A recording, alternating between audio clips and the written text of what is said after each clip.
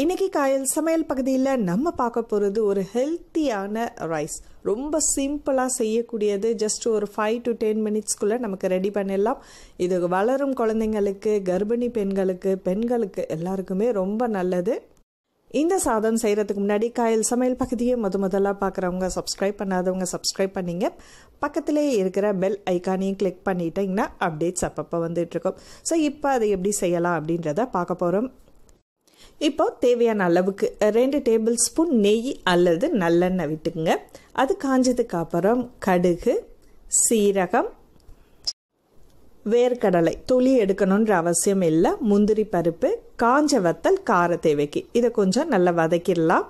இதோட கொஞ்சமாக மஞ்சத்தூள், கருவேப்பிலை. இப்போ 1 கப் அளவுக்கு நான் சாதம் ஏற்கனவே குக் பண்ணி வச்சு நல்லா உதிரியாக இருக்கக்கூடிய ஆறுன சாதத்தை இதோடு சேர்த்து நம்ம கிளறி விட்டுடலாம். ஸோ இதில் நம்ம இந்த வேர்க்கடலை மசாலா ஏற்கனவே இதோட வீடியோ நம்ம போட்டிருக்கோம். ஸோ இதை பார்க்காதவங்க லாஸ்டில் அது எப்படி செய்கிறது அப்படின்றதையும் நான் சொல்கிறேன். வேர்க்கடலை பொடியோட அது நல்லா மிக்ஸ் பண்ணும்போதே நல்ல ஒரு வாசனை வரும். இதுக்கு மேலே கொஞ்சம் ரொம்ப ட்ரையாக இருந்துச்சுன்னா கொஞ்சமாக நெய் விட்டு நல்லா மிக்ஸ் பண்ணி விட்டுடுங்க.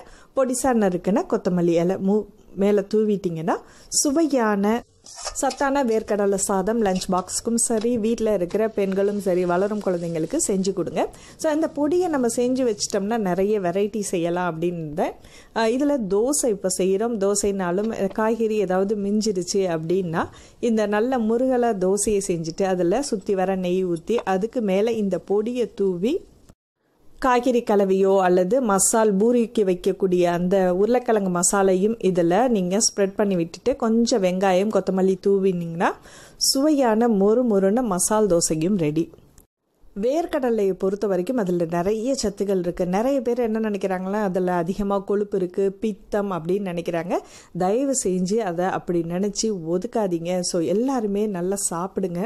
இப்போ வயசுக்கு வந்த பெண்களுக்கு, நல்ல வளரக்கூடிய குழந்தைங்களுக்கு நீங்கள் நட்ஸ் எல்லாம் காஸ்ட்லியாக வாங்கி கொடுக்கறத விட இந்த வேர்க்கடலையை நீங்கள் அதிகமாக சாப்பிட கொடுத்தீங்கன்னா போதும், அவங்களுக்கு தேவையான எல்லா சத்துக்களும் அதில் கிடச்சிடும்.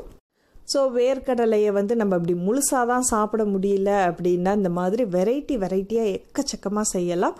ஸோ அந்த மாதிரி நீங்கள் செஞ்சு கொடுங்க. இந்த சாதத்தை நீங்கள் வாரத்துக்கு ஒரு வாட்டி உங்கள் பெண் குழந்தைங்களுக்கு குறிப்பாக செஞ்சு கொடுத்தீங்கன்னா அவங்களுக்கு ரொம்ப நல்லது.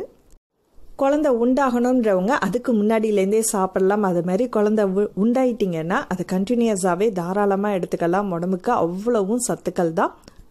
கர்ப்பப்பையில் சின்ன ப்ராப்ளம், நீர்க்கட்டி, இதனால் குழந்தை இல்லாமல் தள்ளி போகிறவங்க வேர்க்கடலை நிறைய சேர்த்துக்கலாம். ஸோ வேர்க்கடலை பொடி எப்படி செய்யலாம்னா, வேர்க்கடலை, தனியா, சீரகம், காஞ்ச வத்தல், பூண்டு, புளி, கல் உப்பு, பெருங்காயத்தூள், எண்ணெய் தேவையான அளவுக்கு.